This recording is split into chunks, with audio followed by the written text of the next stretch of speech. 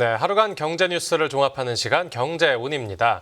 금융당국이 증시에 2천억 원 규모의 밸류업 펀드 자금을 투입하기로 했습니다. 이 미국 대선에서 트럼프 재선 이후 국내 증시가 크게 흔들리고 있다는 판단에서인데요. 금융당국은 필요시 추가 안정 조치도 가동하겠다고 밝혔습니다. 그 관련 내용 홍 기자의 뉴스 포인트에서 살펴봅니다. 지금 자리에 홍경표 기자 나와 있습니다. 안녕하십니까? 안녕하세요. 네, 다른 나라들에 비해서 우리나라 주가 낙폭이 좀 과하다 싶었는데 네. 결국은 금융당국이 팔을 걷고 나섰습니다. 네, 맞습니다. 금융당국이 국내 증시 하락 상황에 시장 대응에 나섰는데요. 네. 금융당국이 오늘 아침에 한국거래소 등 이제 유관기관과 시장 전문가들과 함께 증시 상황 점검 회의를 열었습니다. 이 자리에서 증시의 최근 낙폭 같은 경우는 과다한 측면이 있다고 진단을 했고요. 네. 김병환 금융위원장은 오늘 회의에서 대내 불확실성이 큰 만큼 높은 경각심을 가지고 시장 동향을 면밀히 모니터하겠다면서 유관기관도 밸류업 펀드를 속도감 있게 진행해달라고 주문했습니다. 네. 네, 한국거래소 등은 이번 주부터 2천억 원 규모의 밸류업 펀드 자금 집행을 개시를 하고 3천억 원 규모의 추가 펀드 조성도 추진할 계획입니다. 금융위원장은 필요한 때 언제든지 신용 융자 담보 비율 유지 의무 면제, 자사주 취득 한도 확대 등 이제 시장 안정 조치가 바로 가동될 수 있도록 준비하고 있다고 밝혔습니다. 네. 이복현 금융감독원장은 최근 주식시장의 불안감이 과도한 측면이 있어서 필요시에 충분하고 즉각적인 조치를 통해서 시장 불안을 조기에 차단할 수 있도록 대비를 하고 불공정 거래는 무관용으로 엄단할 것이라고 말했습니다. 그러면서 이제 공매도 전산 시스템 구축, 기업 지배구조 개선 등 이 국내외 투자자들이 주시하고 있는 이 과제를 꾸준하게 추진해야 한다고 이야기도 했고요. 네. 또 회의에서 어떤 얘기들이 나왔습니까? 네, 이번 회의에서 금융당국과 이제 시장 전문가들은 미국 대선 이후에 트럼프 트레이드가 계속되면서 투자 자금이 미국으로 집중이 되고 전반적인 증시 변동성이 확대됐다고 분석했습니다. 네. 미국 증시는 최고점을 경신 이후에 조정되는 모습을 보이곤 있지만 향후 정책 동향에 따라서 변동성이 높은 상황이 지속될 수 있다 이렇게 봤습니다.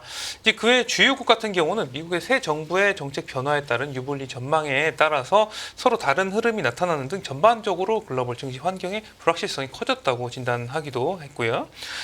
그리고 국내 증시의 경우에 수출 의존도가 높은 경제 구조 특성상 주력 산업 관련 미국 새 정부 정책의 불확실성은 있으나 최근에 어떤 낙폭은 좀 과다한 측면이 있다 이렇게 진단했습니다. 네. 시장 전문가들은 외국 투자자들의 어떤 수급 변동성이 높은 상황인 만큼 기관 투자자들이 중장기적 관점에 따라서 투자 관련 판단을 내리고 국내 증시에서 더 적극적인 역할을 할 필요가 있다 이렇게 지적하기도 했습니다. 네, 알겠습니다. 금융당국의 진단과 대책까지 들어봤고 다음 뉴스 보겠습니다. 네, 증권가 삼성전자 자사주 매입의 단기 반등 전망. 이 삼성전자 주가가 4만 원이라는 숫자를 보면서 네. 충격이 적지 않았었는지 주가 안정을 위한 네. 좀 특단의 조치에 나섰습니다. 네, 맞습니다. 삼성전자가 계속되는 주가 하락 속에서 주주가치 재고 방안을 지난주에 내놓았는데요. 네. 향후 1년간 총 10조 원 규모의 자사주를 분할 매입하는 계획을 의결을 했어요. 이 중 3조 원의 자사주는 3개월 내에 사들여서 전략 소각할 예정인데요. 이 자사주 소각과 매입 같은 경우는 이번 주부터 내년 2월 17일까지 장내 매수 방법으로 이루어집니다. 네네. 네, 그러니까 내년 2월까지 삼성전자가 코스피 시장에서 주식을 직접적으로 사들이는 거니까 어떻게 보면은 주가 수요가 어느 정도 뒷받침이 됐다 이렇게 볼 수가 있는 것이고요. 네. 이에 삼성전자도 오늘 5% 이상 오른 5만 6천 원대까지 올라섰습니다. 증권가에서는 이제 주가가 어느 정도 이번 매입이 반등하는 터닝 포인트로 봤고요. 네네. 삼성증권 같은 경우는 주가 안정을 위해서 자사주를 매입했던 2014년의 사례와 유사하다 이렇게 분석했습니다. 네. 당시 3개월간 주가가 한 15.5% 하락하면서 52주 신저가를 기록하고 있었는데 네. 자사주 매입 발표 이후에 3개월간 주가가 14.5%가량 상승했다면서 무엇보다 당시 이 자사주 매입 결정으로 인해서 액면 분할 전 주가 기준 110만 원에서는 이 기업의 주주가치 재고 정책이 나타날 수 있다는 믿음으로 이제 주가 하방 지지선이 형성됐다고 설명을 했습니다. 예. 그러니까 이번 자사주 매입 같은 경우도 4만 원 밑까지 떨어졌지 않습니까? 네네. 4만 원대까지. 그러니까 지금 수준의 주가가 삼성전자는 마지노선이다 이렇게 좀 본 것이고요. 그리고 KB증권 같은 경우는 2010년 이후에 삼성전자 주가 순자산 비율, 그러니까 PBR 한 배를 하회한 것은 올해 포함하면 총 5번인데 이 중 뭐 자사주 매입 결정 후에 주가 추이 사례를 감안하면은 삼성전자 주가는 이 단기 상승세를 실현하면서 뭐 반등의 기회를 좀 계기로 작용했다 이렇게 보기도 했습니다. 네, 당연히 뭐 삼성전자 기대대로 주가가 올랐으니까 뭐 그렇죠. 효과가 아주 없다고는 할 수 없는데 네. 이번 조치 효과에 대해서 좀 회의적인 시각도 있겠죠. 그렇죠. 뭐 삼성전자가 주식을 사들이는 건 수요 측면에서 당연히 뭐 긍정적으로 보이는데요. 네.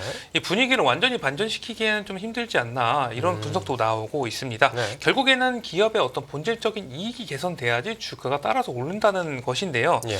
IBK 증권에서는 이게 추가 하락을 억제하는 효과는 있을 것이다. 뭐 이런 신중한 반응을 보이긴 했어요. 네. 그리고 NH투자증권에서는 이제 과거 사례를 보면은 자사주 매입보다는 결국 실적이 주가의 방향성을 결정해 왔다면서 이 지속적인 주가 상승을 위해서는 이 단기적으로는 메모리 업황 개선, 중장기적으로는 고대역폭 메모리 HBM 부분의 개선, 뭐 어드밴스드 공정으로의 빠른 전환이 필요하고 또 뭐 파운드리 부분이라던가 뭐 기술 경쟁 회복이 상당히 좀 중요하다 이렇게 분석하기도 했습니다. 네, 그러니까 실적 얘기가 반복적으로 나오는데 그렇죠. 결국 단기 처방은 될 수 있지만 네. 뭔가 근본적인 해결책은 아니라는 거군요. 그렇죠. 이게 지금 주가가 하락한 게 뭐 자사주 매입을 안 해서 그런 게 아니라 회사 자체에 문제가 있는 거기 때문에 이제 삼성전자가 본질적인 혁신을 보여줘야 된다 이런 뭐 이야기가 나오고 있어요. 네네.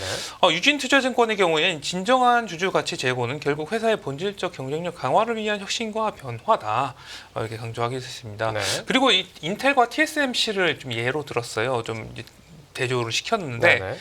결국 이 자사주 매입과 소각이 구체적으로 기업에 미치는 영향을 좀 중장기적으로 볼 필요가 있다. 뭐 이렇게 분석을 했습니다. 네. 우선 이게 인텔을 보면 인텔은 반도체의 어떤 산 역사라고 볼 수가 있는데요. 네. 2011년 이후 10년 동안 약 100조 원에 달하는 자사주 매입을 단행을 해 왔었습니다.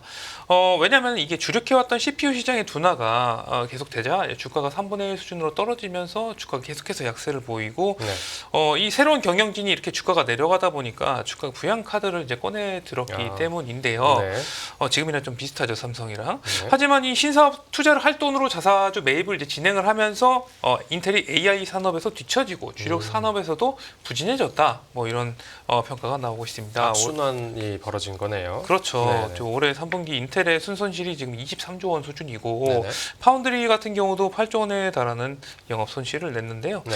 반면 이제 인텔과 비슷하게 좀 어려움을 TSMC도 상당히 겪었었거든요. 네. 근데 이제 2009년에 이제 모리스 창 회장이 복귀하면서 좀 공격적인 사업 확장으로 방향을 틀었습니다. 예. 근데 대조적으로 TSMC 같은 경우는 자사주 매입을 2011년 직원들에 대한 스톡옵션 지급을 하기 위한 게 전부였어요. 네. 결국 인텔은 몰락하고 TSMC는 파운드리 1등을 붙이는 이런 둘이 성장하는 모습을 보여서 좀 대조적이었습니다. 네, 알겠습니다. 네, 삼성전자의 주주가치 재고 방안 들어봤고 다음 뉴스 보겠습니다. 네, 엔비디아 실적 발표, 트럼프 랠리 좌우할 전망.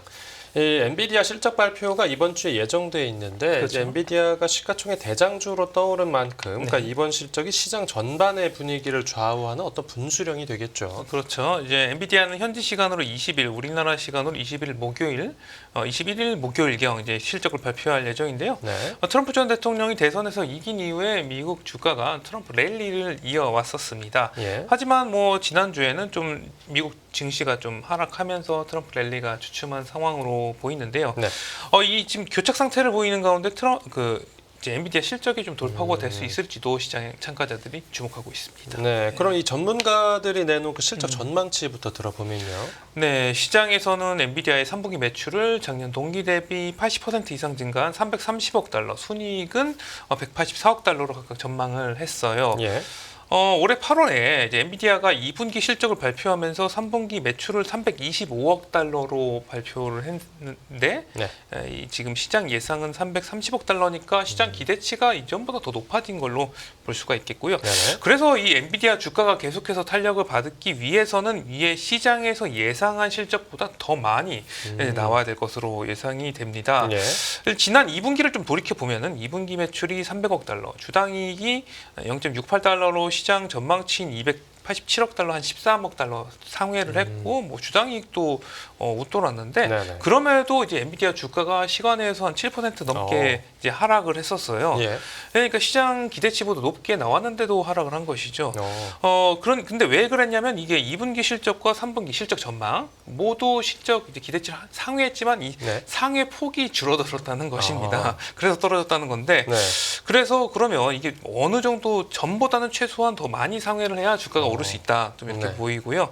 4분기 매출 예상치는 한 370억 달러로 예상되는데 이게 지금 엔비디아가 이 예상치도 얼마로 발표할지도 상당히 주목되는 상황이라고 볼 수가 있겠습니다. 네, 그러니까 웬만큼 나오지 않고서는 이제 그렇죠. 기대치를 충족하기 어렵다 이런 상황인데, 맞습니다. 또 엔비디아 실적이 뭐 그래도 잘 나오면 이 엔비디아하고 거래하고 있는 이 다른 기술 기업 네. 주가들도 힘을 받을 수 있겠죠. 그렇죠. 그래서 이제 뭐 주요 미국 기업들의 3분기 실적이 엔비디아를 끝으로 마무리가 되는데 네. 이 엔비디아가 마무리를 잘해야지 다른 기업들도 주가가 좀 탄력 받을 수 있을 것으로 예상이 되고 있어요. 예. S&P 미국 S&P 지수 기업들의 실적 증가가 지금 엔비디아를 비롯한 빅테크에 의해서 그러니까 빅테크가 주도주다 이렇게 볼 수가 있는데요. 네네. 엔비디아를 포함한 미국 대형 기술주 그러니까 이른바 매그니피센트 7의 3분기 이익이 한 30% 정도 급증했었는데 네. 이게 나머지 한 그 493개 기업 같은 경우는 4.3% 증가에 그쳤어요. 오, 예. 그러니까 갭이 좀 있는데 네네. S&P 500 지수의 이제 주가 수익 비율 PER이 22배를 넘어서고 3년 만에 최고 수준에 근접한 상황에서도 이 엔비디아의 이제 실적이 이제 시장의 높은 이런 밸류에이션을 좀 뒷받침하는데 중요한 역할을 할 수 있다. 이런 전망이 나오고 있습니다. 네네. 그러니까 이 주도주 역할을 하는 그 엔비디아의 미래 주가 향방에 좀 이 미국 증시가 좀 영향을 많이 받을 것으로 보이고요. 네. 네, 그러니까 결국 엔비디아 실적이 중요하다는 얘기를 하고 있는데 네네. 하필 실적 발표를 네. 목전에 두고 이제 엔비디아 신제품에 결함이 있다라는 악재를 만났습니다. 네, 맞습니다. 엔비디아가 신제품 블랙엘의 서버 과열 문제에 처했다 이런 보도가 나왔어요. 예.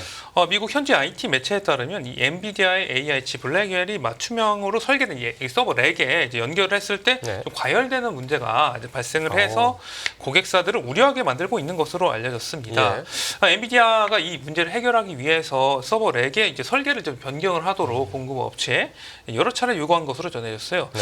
엔비디아 측은 이 같은 이제 보도에 대해서 엔지니어링을 수차례 되풀이하는 것은 정상적이고 뭐 예상되는 일이다. 뭐 큰 문제는 아니라는 반응을 보이기도 했습니다. 네, 그렇군요.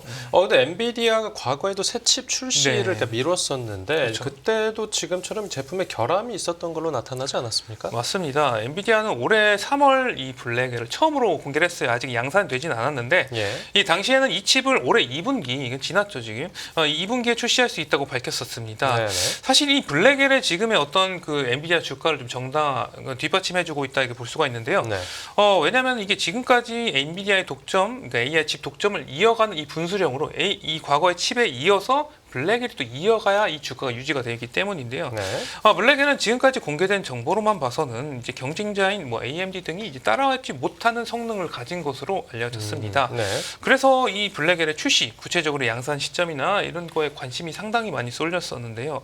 그런데 당초 발표와 달리 이제 방금 이제 보도와 같이 블랙을 네. 생산 과정에서 결함이 발견돼서 출시 시기가 당초 예상보다 최소 3개월 늦춰진 것으로 또 알려졌고요. 올해 이제 엔비디아가 8월 실적 발표 당시에 이제 블랙엘이 4분기에 양산할 계획이라고 밝혔는데요. 네네. 이게 실제로 무사히 또 양산할지도 좀 지켜봐야 될 것 같습니다. 네, 알겠습니다.